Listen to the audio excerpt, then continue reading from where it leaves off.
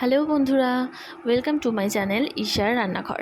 আজকে আমি বানাবো ফুলকো ফুলকো লুচি, তার সাথে রয়েছে ছোলার ডাল আর পায়েস।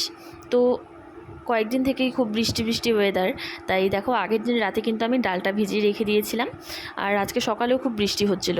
তারপর দেখো তাই ভাবলাম যে লুচি বানাই। তো ছোলার ডালের সাথে লুচি কিন্তু খুব ভালো লাগে খেতে। দেখো ডালটাকে আমি সেদ্ধ করে নিয়েছি নুন দিয়ে, তারপর এখানে রয়েছে কাঁচা লঙ্কা চিড়ে নিয়েছি, তারপর ফোড়নের জন্য নিয়েছি শুকনো লঙ্কা, তেজপাতা আর জিরে।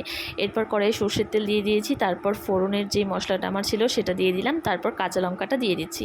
এরকম কাঁচা লঙ্কাটা তোমরা ভেজে তারপর ডালটা সম্বারে দেবে, তাহলে দেখবে কাঁচা লঙ্কার সেন্টটা কিন্তু খুব ভাল লাগে। আর এরপর আমি ডালটা দিয়ে দিচ্ছি, ডালে কিন্তু আমি হলুদ দিয়ে দিয়েছিলাম। এবার ডালটাকে কিছুক্ষণ রেখে তারপর আমি অল্প একটু জিরে আর গরম মশলা গুঁড়ো বেটে রেখে দিয়েছিলাম, সেই বাটা মশলাটা দিয়ে 5 থেকে 7 মিনিট মতো ফুটিয়ে নামিয়ে নিলেই কিন্তু রেডি আমার ছোলার ডাল। আর এরপর এই পাশে আমি লুচিটাকে ভেজে নেব।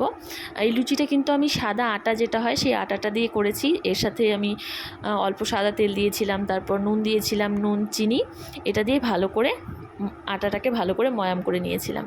আর দেখো লুচিগুলো কিন্তু খুব সুন্দর ফুলেছিল, কালারটাও কিন্তু খুব সুন্দর এসেছিলো। আর লুচি খেতে কার কার ভালো লাগে অবশ্যই কিন্তু কমেন্ট করে জানিও।